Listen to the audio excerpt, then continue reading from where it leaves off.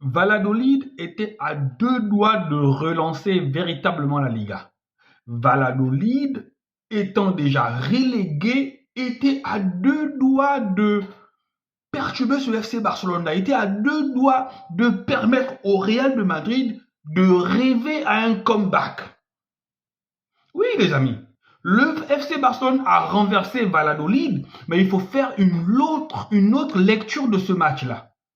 Hansi Flick, ce match-là, quand vous voyez la composition de ce match-là, quand vous voyez les joueurs, quand vous voyez le 11, entrant le 11 de départ, on sent très bien que Hansi Flick a essayé de faire tourner. Hansi Flick a essayé de faire reposer Rafinha, Lamine Yamal. Il a essayé de faire reposer Frenkie de Jong. Donc il est parti avec une composition un peu, voilà. Quand moi j'ai vu cette composition-là, je me suis dit, cette équipe-là ne sera pas capable de venir à bout de Valladolid. Et ça s'est confirmé. Parce que cette équipe-là, composée de Ansu Fati et puis, je sais pas, il y a d'autres joueurs dont je ne maîtrise pas les noms, mais c'était clairement une équipe bis-bis.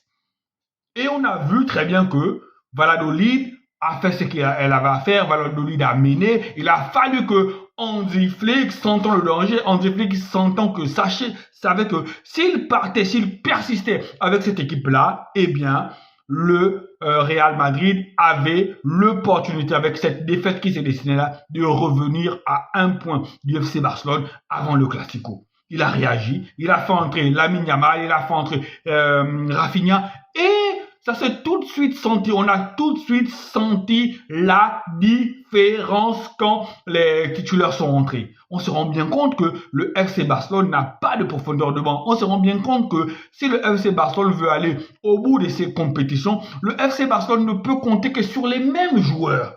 Il va falloir que l'année prochaine, le FC Barcelone essaie d'avoir une profondeur de banc parce que Hansi Flick ne peut pas tirer indéfiniment sur les organismes. On a un match difficile, je pense, mardi en Italie. On ne peut pas se permettre, on doit faire reposer les joueurs cadres. Et malheureusement, même si ça a été simplement 45 minutes, mais c'est quand même 45 minutes encore de trop après de gros matchs qu'on a eu. Voilà, le FC Barcelone fait l'essentiel, le FC Barcelone renverse Valladolid, le FC Barcelone prend les 3 points et le FC Barcelone met le Real Madrid, je pense, à 7 points, c'est important. On attend demain parce que le Real Madrid joue demain contre le Celta Vigo qui se bat pour les places européennes. On espère que ce Celta Vigo-là va gêner considérablement le Real Madrid. On espère que ce Celta Vigo-là va faire un résultat parce que c'est possible, parce que ce Real de Madrid-là n'est pas le grand Real de Madrid des années précédentes. Donc, amis barcelonais, voilà, on va se satisfaire de la victoire. Mais, sincèrement, c'est vraiment pénible, c'est vraiment difficile de voir toujours que si le FC Barcelone doit mieux rouler, il doit nécessairement avoir sur le terrain Rafinha, Pedri, Frenkie de Jong, Lamine Yamal. En fait, il faut que le 11 soit le même. Et là, on sait qu'on a des blessés importants. On a Jules Koundé qui est blessé, on a Alejandro Balde qui est blessé, on a Lewandowski aussi qui est blessé.